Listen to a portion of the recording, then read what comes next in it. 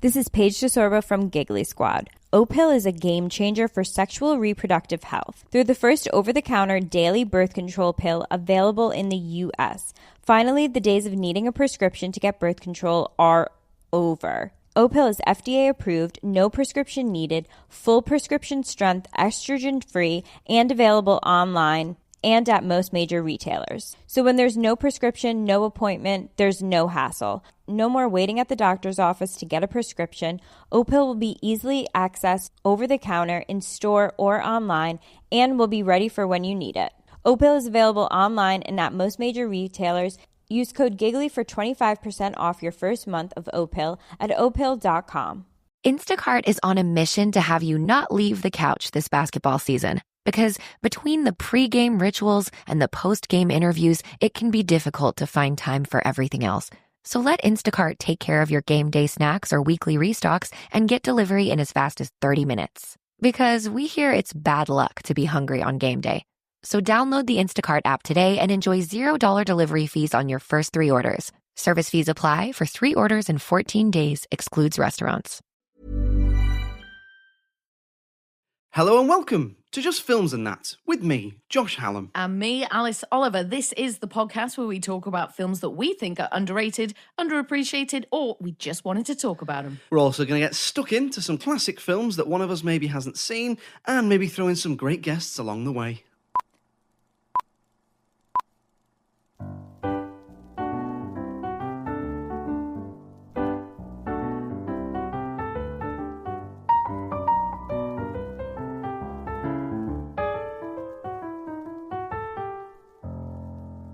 So let's start with a random question as we do every week. Alice, do you like board games? And what is your favourite board game?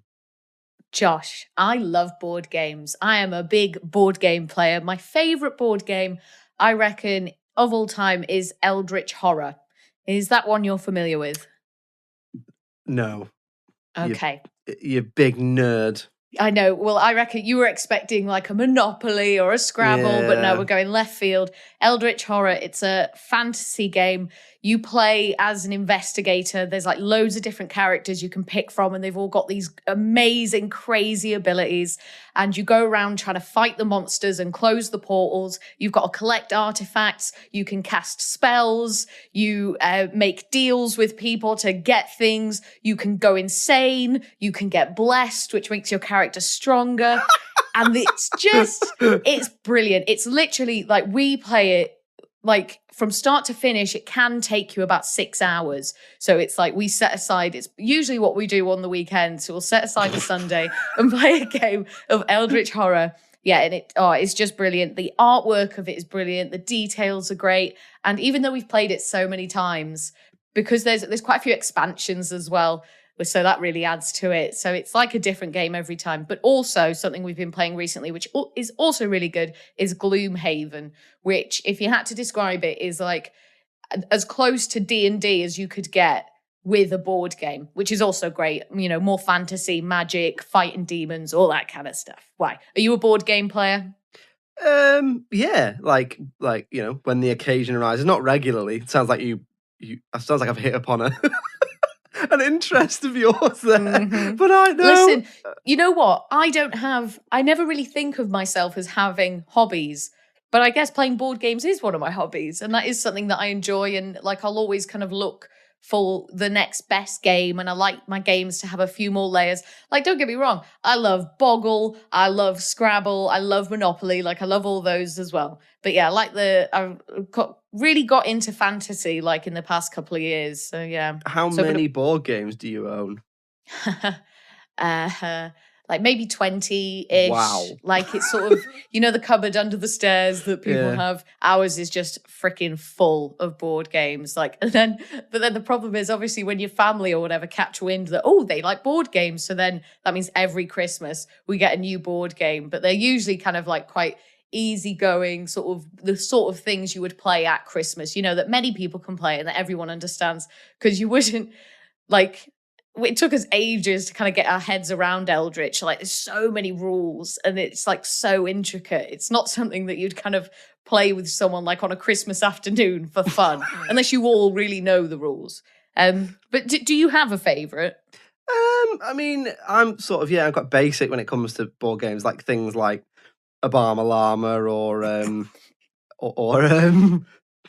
Cards Against Humanity, probably something like that. Oh, yeah. Cards Against Humanity is probably, I mean, is it a board game or is it a card game? I don't know.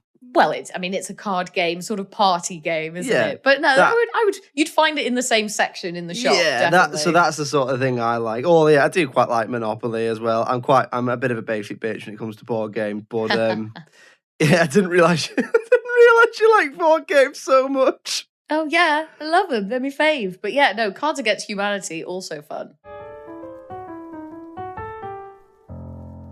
So we'll move on to talking about this week's film. So I picked this one, and it is Minority Report from about, I think, 2002, something like that. So if you've not seen it, then there are spoilers in this episode for that one. I think it's a fairly well-known film, but if you don't know the synopsis, it's set in about 30 years in the future, and I think it's 2054, something like that, in Washington, D.C. The police are utilising a sort of fairly new psychic technology to arrest and convict murderers before they commit their crime. Tom Cruise is the lead. He plays the head of the crime unit and is himself then accused of the future murder of a man that he's never even met. So he sets out to sort of try and clear his name and figure out why his name has come up. At the same time, in the background, there's sort of an ongoing public dispute about the use of the technology and whether or not it should be rolled out nationally. So, Alice, had you seen this one before? I had seen this one, but only once and some time ago, I think around 2010. So what year are we in now? So around 11 years ago. But yeah, it was only the once, and I remembered what it was about. I remembered that Tom Cruise was in it. I sort of could remember how it looked. There's a very brilliant Futurama episode that follows this very same story, and I've seen that a few times. But yeah, hadn't seen it for a while. Why did you pick this one? You know what? I feel like we don't really do much sci-fi. So it was interesting that you did pick this one. Yeah, that's one of the reasons. So there's a few. There's one is I don't think we've done a film like this before. I think it's underrated. That's why I've picked it. So I think it's a really good combination of like your classic sci-fi elements and a blockbuster at the same time. So it's still very action heavy, and it's very much there to entertain you. But at the same time, I think it raises some really interesting existential sort of questions about the nature of what is right and wrong, which I think is quite interesting. And I think this is like one of the best sci-fi films for me, but it's never in there with the classics. And I wonder if, because it's sort of also a blockbuster, a lot of your classic sci-fis that are considered to be the best of their kind, the best of their genre, aren't particularly like action heavy or blockbuster type films, if you like. So I thought it would be interesting to take a look at it from that point of view. I also know we haven't done a Steven Spielberg film before, and there's not many that can probably be considered underrated because, you know, the man's a hit machine, as everyone knows.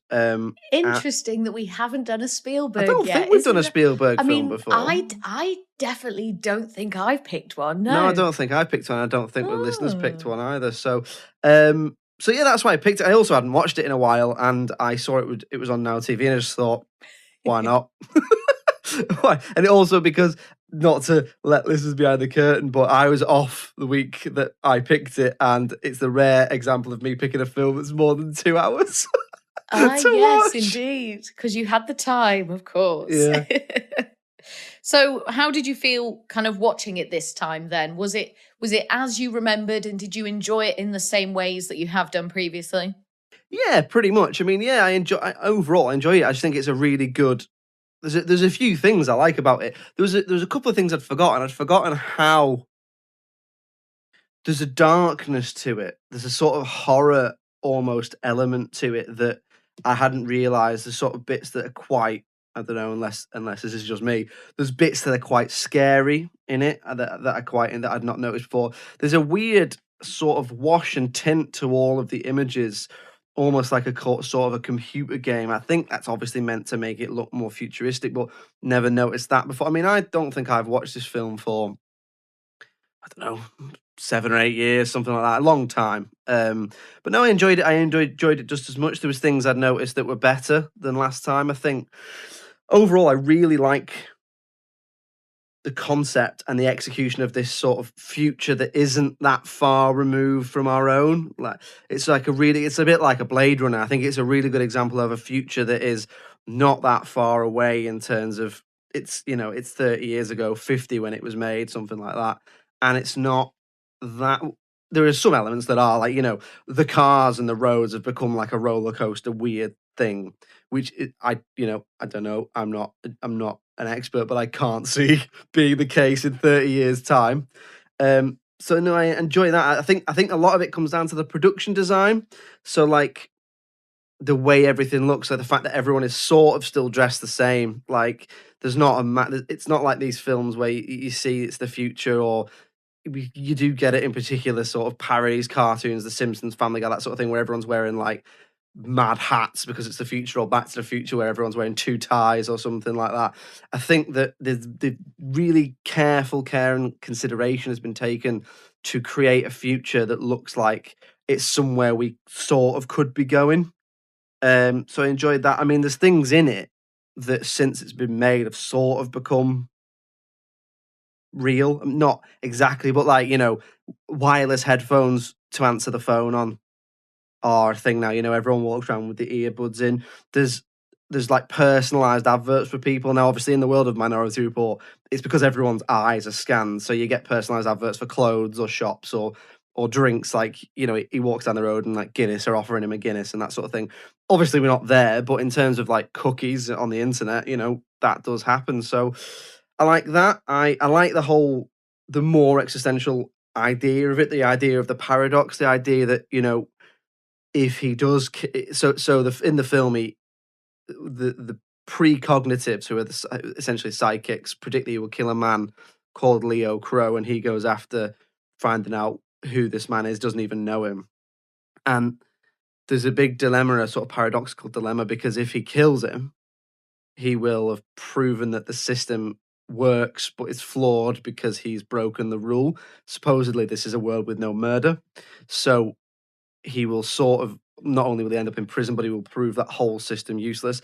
But then if he doesn't kill him, he'll prove that it doesn't work again because he won't have fulfilled his future. So I like that really existential idea, that philosophical idea of, well, what do you do if you? It's like that whole question: if you knew the time and day and where you were going to die, well, if you know you're going to get hit by a bus at this particular time, then would you just avoid that street? That sort of thing. So yeah, no, I really like that. There's a couple of other things which we'll come on to, but what do you think overall? So I didn't really like it overall. I thought there was just a lot kind of missing for me. There were a few sort of inconsistencies that I just kind of kept thinking, oh, that was a bit weird, or like, oh, why did that happen? I didn't think, no, I'll talk about the things that I did like, because I didn't hate it, and I didn't, see no value in it. And I'm not about to ruin your day, Josh. Okay. I want you to have a nice time. So like you've already touched on, the way it looked, I thought was very interesting. I thought it made it look much older than it was, than 2002. It did remind me of some of the more 80s films. It did remind me of Blade Runner a lot, which I also believe is Philip K. Dick. I think so. I think it's the same. Yeah, the same writer. Yeah. So kind of similar vibes to that. Obviously, everything kind of really shadowy, and everything was kind of really misty a lot of the time. So that was very interesting. I enjoyed the hologram computer effect. So obviously, when the precogs are having their vision, it comes through onto this sort of screen that isn't really there, and that Tom Cruise is operating with these gloves on and sort of flicking around it and all that. That looked great. When Agatha, one of the precogs, when she leapt out of the water and wrapped her arms around Tom Cruise, that really did make me jump. Yeah. Even though you could kind of tell it was coming, because the scene was building towards that, and I still kind of went, whoa, when it happened. So that was fun. I always like, I like a film that can make you jump. I liked a lot of the connections with religion.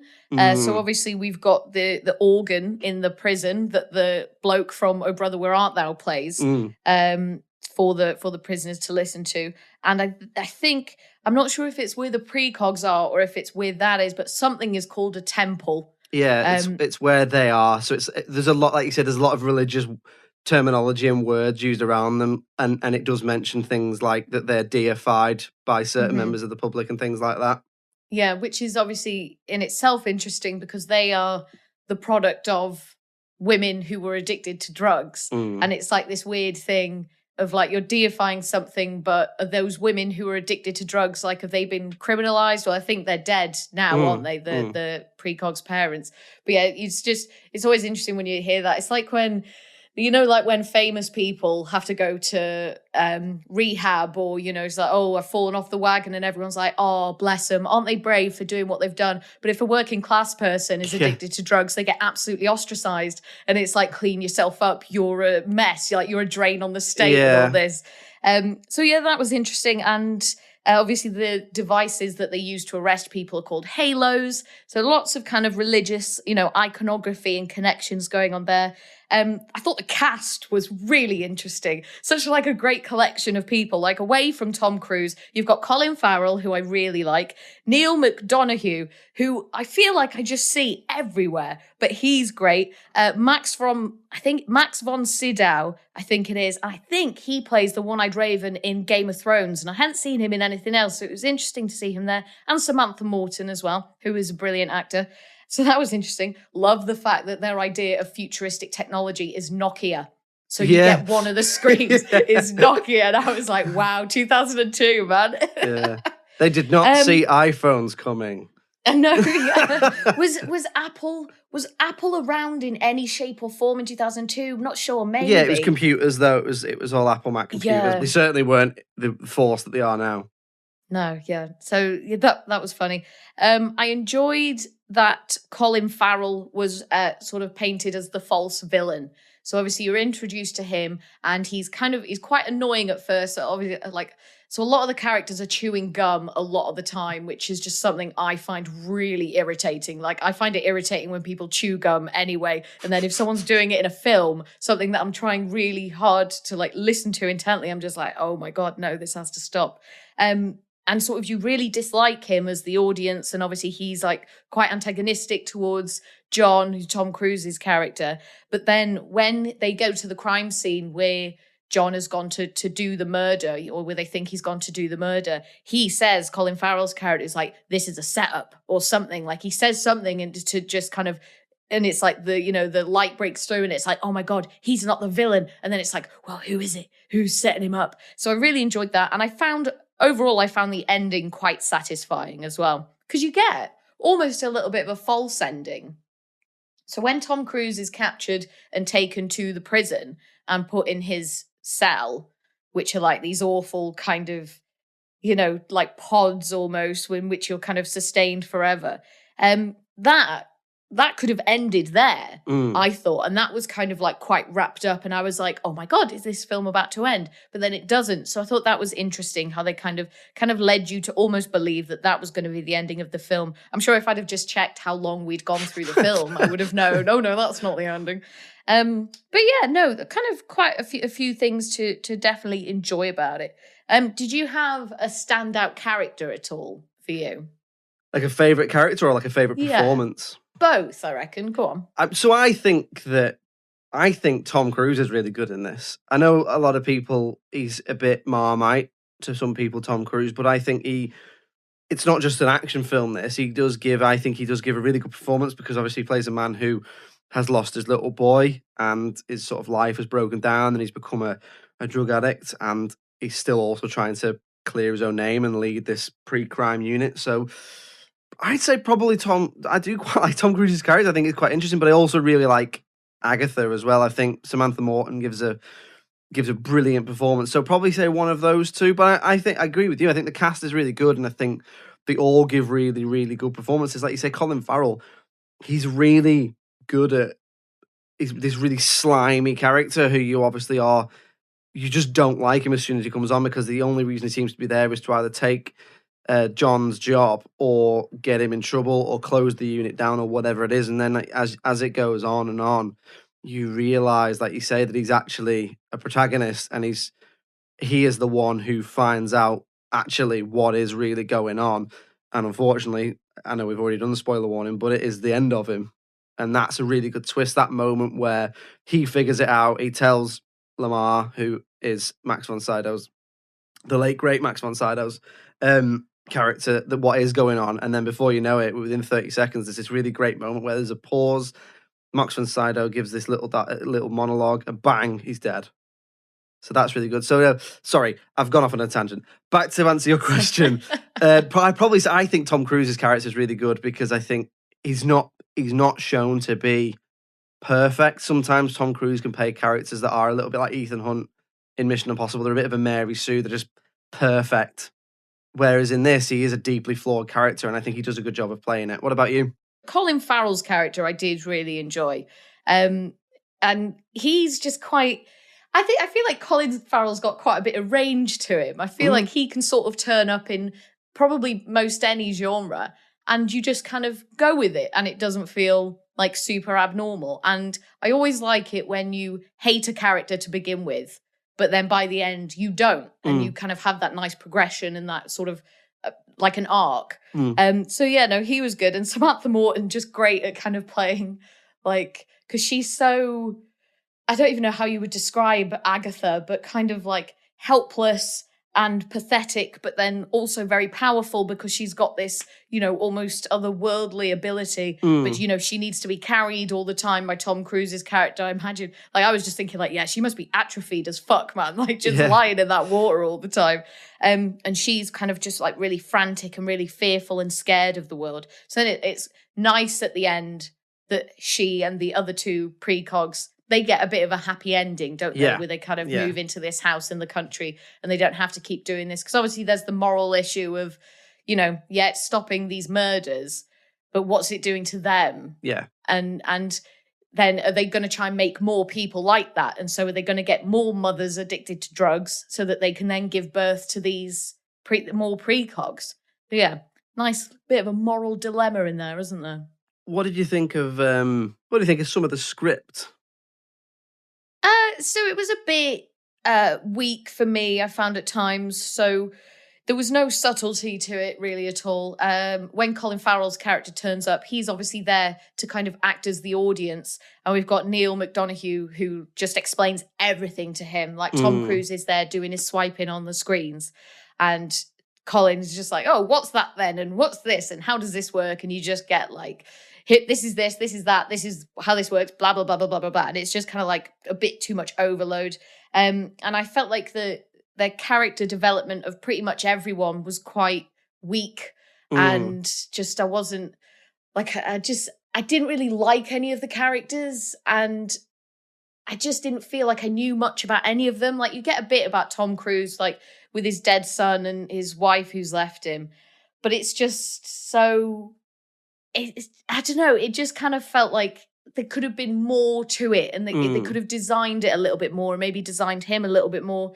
And you've got like these home videos and stuff that he'd taken that he's just kind of watching obsessively as he's doing these drugs and stuff. And his wife, there's always this thing, and I feel like it's happening less and less now, but we talked about it. It happened in 40 Days and 40 Nights as well, where a man will just start filming a woman.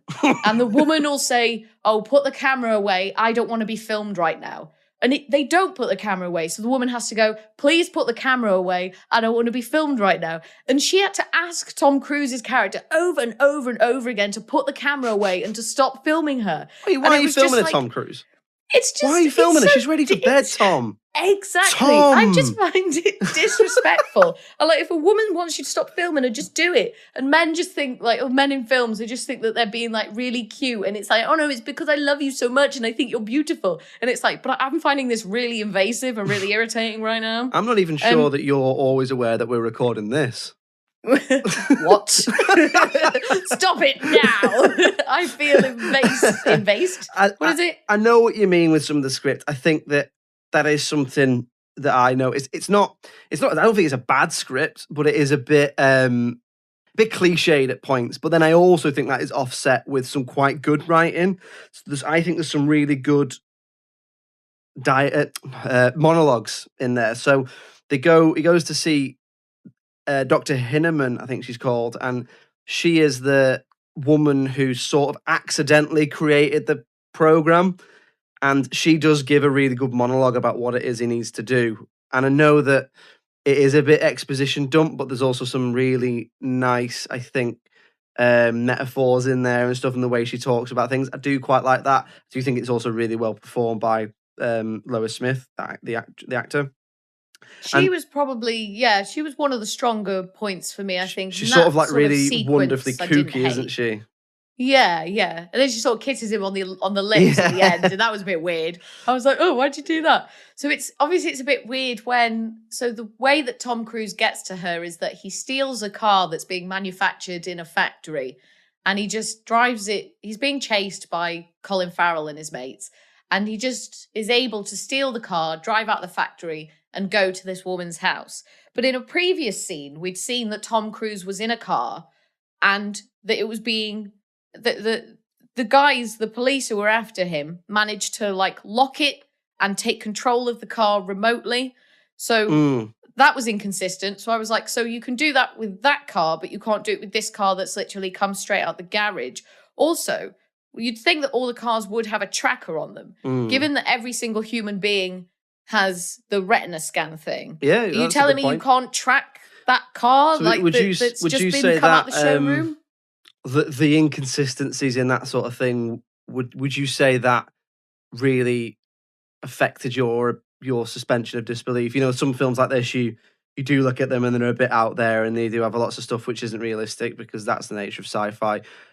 What does it take for you to accept that, or is it that this film is just too flawed in that sense that you just couldn't? And because it's a bit like a snowball, isn't it? Once you notice one thing, you just, well, there's that, and then there's that, and then there's that, and then there's that, and you just can't help it. And I'm the same, and I just think it's the curse of enjoying watching films, I think, really, sometimes. So would you say more erred on the side of that for you? Yeah, it was a little bit, because obviously, you suspend your disbelief and whatever, but there just felt like there were so many things that I was just like, well, that doesn't match up. It's like, so the cars are behaving this way in one scene, and then literally a few scenes later, the cars aren't behaving that way, and you don't really get an explanation for it. It was interesting as well that some stuff and some aspects of the film are like so futuristic and so like sci-fi, and then other things just weren't completely. So like you said before about the roads and the cars, you get when you see the scenes where they're driving from one location to another, like the roads and the cars just look absolutely mad, and it's like, wow, what a crazy existence. Looks like something from Mario Kart. It looks like Rainbow Road or something. Yeah, definitely. But then you'd go to someone's house or go to a residential street or whatever, and it just looks completely normal, like it would these days.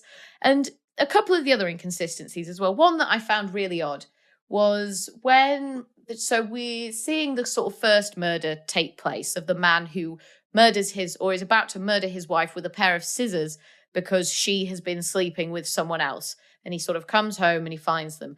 So they see this happening, but they can't figure out who this guy is. They can't figure out really which house it is and all this, blah, blah, blah. But in other scenes of the film, things are so stringently recorded, and every little detail is recorded. And you just think, how did they not know where this was? Like, you could go on, obviously it wasn't properly around back then, but you could go on Facebook and find out where that guy lived. Like, you could literally Google him, I think. And I was just like, so you've got like this mad technology where you can literally walk past an advert and it will say your name and like direct to you completely, but they couldn't figure out where this guy lived. And I just found that a bit odd. I guess there is an element, isn't it, with sci-fi films of writing the future that you want sort of a bit conveniently. So like, this technology does exist, but this doesn't, why is that so far advanced, but that not? Well, because the plot dictates that it is, I guess. Yeah, of course. And obviously it was a book first. And well, I think it was a short story first. Yeah. And I think it's obviously a short story. I feel like they had the elements of whatever Minority Report was there. And then they were like, oh no, but we're making a movie here that we want people to go and see in the cinema. So it needs to be X amount of time long. So we need to pad it out with this thing and this thing and this thing. But it just a lot of it just didn't match for me. I thought it was weird as well. So a couple of things to do with the police. And so when they go to stop that guy who's about to kill his wife with the pair of scissors, you got Tom Cruise who runs in through the front door. And then you've got like 4 police officers who smash through the window, who smash through the skylight in the top. And I'm like, was that necessary? This is one guy with a pair of scissors. It's not like some huge unstoppable terrorist with like explosives or like machine guns and all this. It was a dude with a pair of scissors. And Tom Cruise, like, he restrained him on his own. Like, he got him, because he's not like, the guy who's doing the stabbing isn't particularly, he's not in great physical shape. He doesn't look particularly strong. Tom Cruise goes in there, gets him, gets the scissors off him, and has restrained him and done that. And then these police officers fall through the skylight into this woman's house. And I'm like, so not only now has she got to deal with the fact that her husband's gone to prison and the kind of the complications that come with that, you've ruined her home. And I was just like, that poor woman. I suppose you are right. Just, just use the stairs.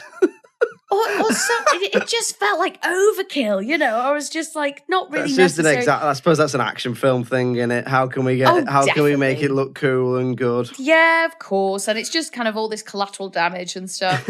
I thought there was a serious lack of female representation. Like, so many times there were either no women on screen or there would just be one woman on screen. There's one female pre-crime cop, I think he says.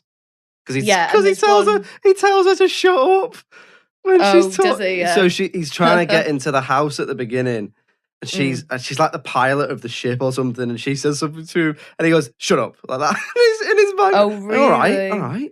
Yeah. So it was a bit kind of bloke heavy in that sense. Like when you'd see sort of when they were chasing Tom Cruise around the mall and stuff towards the end, they were all there. Their big team were all together. And it was like, it'd be like 5 or 6 blokes and then just one woman. And she barely had any dialogue. And it was just a bit like, you know. So Spielberg's daughter, that. Was it really? Yeah. So the only woman, I think it's his daughter. Only woman in the freaking film was Spielberg's daughter. That's a fucking joke. Well, you got Agatha and Dr. Hinneman and other background characters who just come in and bring tea and coffee and stuff like that. You are right. Actually, I again, you know, talk about male gaze. I didn't even notice that until you said it. So, but you know, 2002, and if they're going off the short story, if the short story has not many female characters in it, then they're not going to put them in. That's fine. And when they're chasing Tom Cruise, again, this is just another inconsistency that I found. So when they're chasing Tom Cruise, sorry, Josh. It's all right. So sorry. I didn't make it. I was only 11 at the time.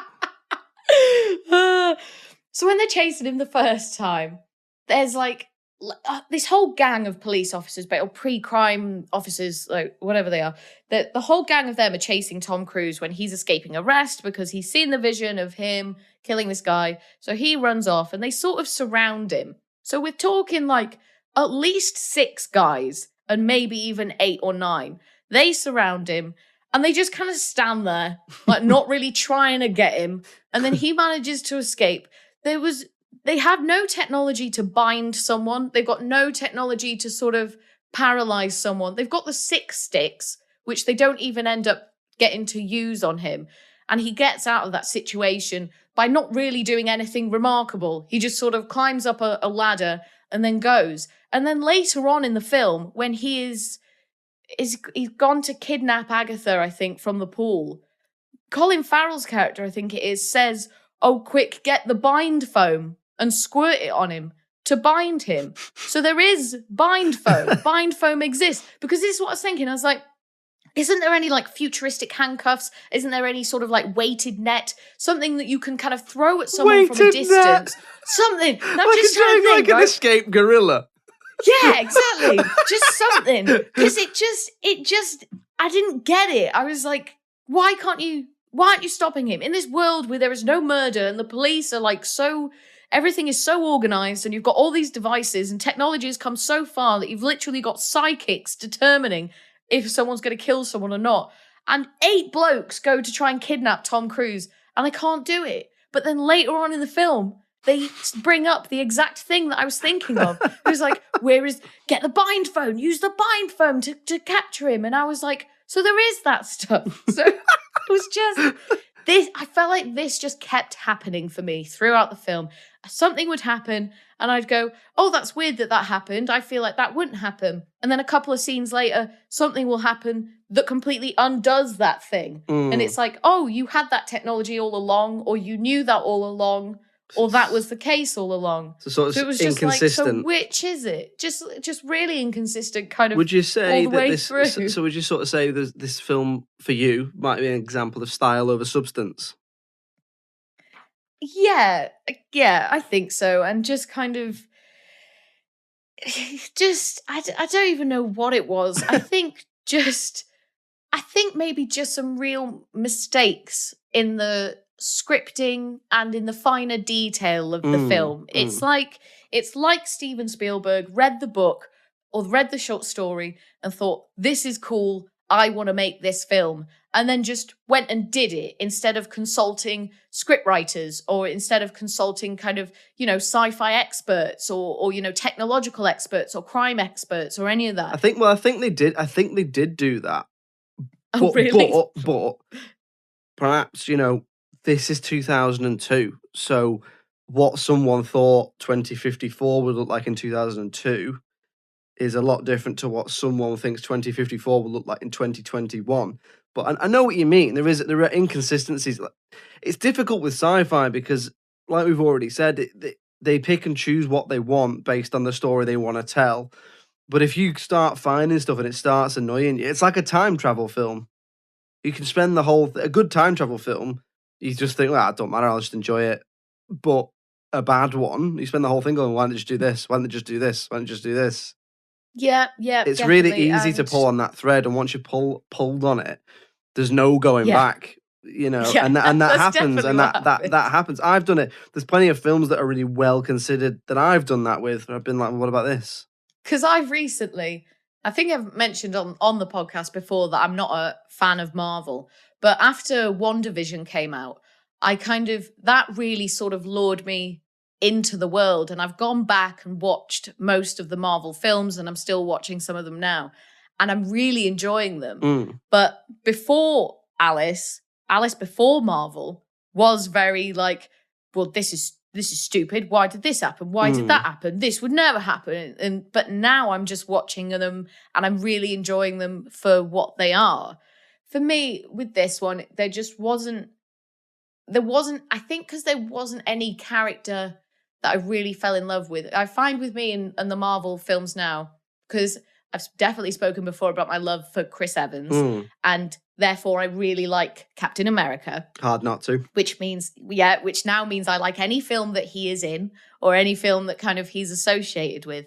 But with this, I think because I didn't love any of the characters, it just fell flat for me, I think. And I've been there myself.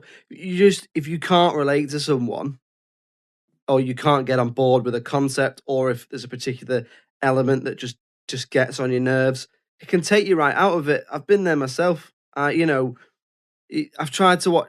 I've watched it now, but I've tried to watch The Breakfast Club about 3 times, and I've gone, well, I just think you're a dick. You're a dick. Like, you're spoiled. You're entitled. All that. So it happens. It does, and that's what's great about this, isn't it? Is that we do talk about those sides of things, I guess. Was there anything? Because I'm trying to think of anything I didn't like about it. Because I don't completely agree with the sort of severity of your opinion. I can just see where you're coming from. So, but in terms of what I didn't, I don't know. I mean, one thing I will say is I absolutely hate eye stuff. Oh my gosh! Yeah. So, like, I can't watch my girlfriend. Yeah. I can't watch my girlfriend put contact lenses in. I can't even watch her put eyeliner on. I just flinch and look away. So there's about half an hour of this. And I'm just going, oh yeah. So that bit, I mean, that's just an element of the film. It's not something I dislike about it. I just can't stand eye stuff. It is a bit too long. And I like it. I think it's probably about 20 minutes too long. Classic me. I always say that. But I think it just slows up at bits. There's just bits that are a bit longer than they need to be. There's a lot of extra exposition in there, like you've said, but I don't feel strongly about it like you do. I still really enjoy it, but perhaps I enjoy it because I have a fond memory of watching it, I guess. So for me, I still really enjoy it. But I mean, I'd be interested to see what you think when we come to the critical reception. I like the concept. I like the themes, and I like the moral questions that it raises about that. It's like, is it okay for 3 people to experience a lifetime of suffering to make sure no one else gets murdered. Yeah. And that's obviously an interesting thing to kind of debate in yourself. And it's like, well, you know, is that okay or is that not okay? And then well, that's interesting because that's actually when you said, you know, what did I notice that I'd not noticed before? I'd never watched it at this age, so I'd never thought, well, that's not actually okay. But also, it's not okay. Is it okay to arrest someone because they were going to murder someone? Like, and you stopped it, presumably a long time before they did it. Like, so for example, like if this was real and you were voting for it, would you vote yes to keep it, or would you vote? Sorry, I put you on the spot here, Alice. Would you stop people getting killed, Alice? Would you stop getting people get killed? Do you like murder, Alice? Do you like other people dying, Alice? Is that what you like? You want other people to die, don't you, Alice? Sick. You're sick, is what you are. No, but would you like? So for me, I mean, I really don't know because, like you say, it's not right that three people are sort of that three people are kept in essentially a weird comatose slave-like state. But also, do you play the numbers on it? It's such a fascinating question, and I really don't know because obviously it's like, can you arrest someone for an almost crime? And in this world that we live in now, here in 2021, you would say no. But it's the precog thing. It's tried and tested. Yeah, like those videos say, we used to have millions and millions of murders a year, and now we don't have many murders anymore. Therefore, it works, right? Therefore, the murderers it eliminates that we're murder. going to commit. Yeah, it's worked. So I have no idea. The only thing I would say is maybe do that, but not have the prison in the way that it is, because that is one of the most horrifying things of it as well. That like eternal prison where you are, you know, they put the halo on you or whatever, and you're kind of, what do they do? They sort of comatose you and you're kind of in your own mind and you're kind of conscious, but it's essentially torture, isn't it? Yeah. You know. So that's the biggest thing I have with it, because I'm a big believer in rehabilitation. I'm like, you know, get rid of all the prisons. It's rehabilitation you need. Like, people don't want to be outcasts. People don't want to be criminals. It all comes from somewhere, like usually some deep-rooted trauma that happened whenever. So if you were going to arrest people for pre-murder, okay, great. But especially if they've got no prior convictions, don't then throw them away for life and throw away the key. Put them in a rehab center, give them therapy, give them activities to do, you know, let them speak to counselors, all this, blah, blah, blah. So maybe in that instance, but yeah, the kind of foreverness feeling of that prison is quite horrifying. So we'll move on to talking about the critical reception then. So just to reiterate, I've picked this because I think it's underrated, and I think it could be considered a classic sci-fi film. So how do you think it did critically? Interesting. It probably did better than I'm sort of making it out to be. Like, I imagine people did quite like it. I know people like Tom Cruise, and I reckon at the time, like, I reckon if I'd watched it in 2002, it might have like blown my head a bit more, you know. I'd be like, whoa. So I reckon it did all right-ish. I would say low sevens. I reckon.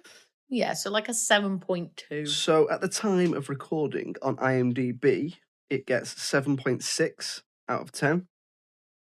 And on Rotten Tomatoes, the audience give it 80%. Wow. And the critics give it 90%. Wow. So that's holy moly. Pretty high praise. What am I missing? I don't know, because I wouldn't say it's a 90%er. What would you say? I'd probably say 80% is about right. Mm-hmm. I think it deserves to be up there with more classic sci-fis like Blade Runner or Terminator 2. Yeah, Terminator 2, or I don't know. But yeah, I think. I mean, if you're going off the critics, if we're saying it's the critics, 90% is probably overrated. If we're saying audience, which is 80% / 7.6 out of 10, I'd probably say appropriately rated. But I think I know what you're going to say. What are you going to say? No, I think that maybe I think this film just wasn't for me. So but obviously I think all those marks were overrated.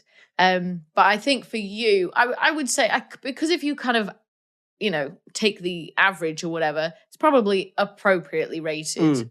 Well, do you know what? Why you picked it.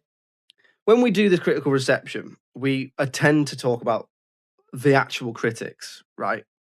So I think we say this. I think we say it's overrated critically. For me, I'm throwing a caveat on there for me that I think that it should be talked about more as a good classic sci-fi film, but that is my opinion. So overrated. So there we go. Well, that's one for the overrated pile. So we haven't had one of them for a little while, but do get in touch and let us know if you think that we're wrong. Well, Alice is wrong, not me. I loved it. Please do give us a little 5-star rating on iTunes, because it helps us get seen and helps other people find us and all that, and it would be very much appreciated. Until then, if you would like to get in touch with us, it's filmsandthatpod@gmail.com. We're on Twitter, we're on Facebook, Instagram, all the socials, just Films and That Pod. And we also have a website, so check that out. That's on the socials as well, just filmsandthatpod.com.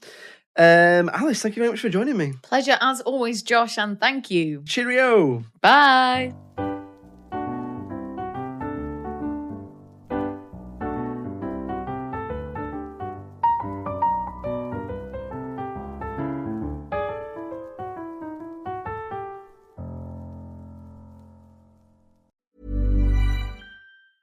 This is Paige DeSorbo, the co-host of Giggly Squad. I have exciting news. McDonald's has all new McCrispy strips. It's chicken made for dipping. Tender, juicy white meat chicken with a golden brown, peppery breading. It's chicken so good it deserves its own sauce. The creamy chili McCrispy strip dip, a sauce that's creamy, savory, and sweet with a little heat. But it works with any of our sauces. I'm personally a barbecue sauce girl. Even sometimes I like ketchup. I'm just like basic sometimes. But I also need it in addition to any new sauces I'm trying. With a new creamy chili McCrispy strip dip, it's chicken made for dipping, only at McDonald's. Optimize your nutrition this year with Factor, America's #1 ready-to-eat meal service. Factor's fresh, never frozen meals are dietitian approved, ready to eat in just 2 minutes. Choose from 40 weekly options across 8 dietary preferences like Calorie Smart, Protein Plus, and Keto. Eat smarter at factormeals.com/listen50 and use code listen50 for 50% off plus free shipping on your first box. Factormeals.com/listen50, code listen50. Ever wonder what your lashes are destined for? The cards have spoken. Maybelline New York Mascara does it all. Whether you crave fully fan lashes with Lash Sensational, big, bold volume from the Colossal, a dramatic lift with Falsies Lash Lift, or natural-looking volume from Great Lash, your perfect lash future awaits. Manifest your best mascara today. Shop Maybelline New York and discover your lash destiny. Shop now at Walmart.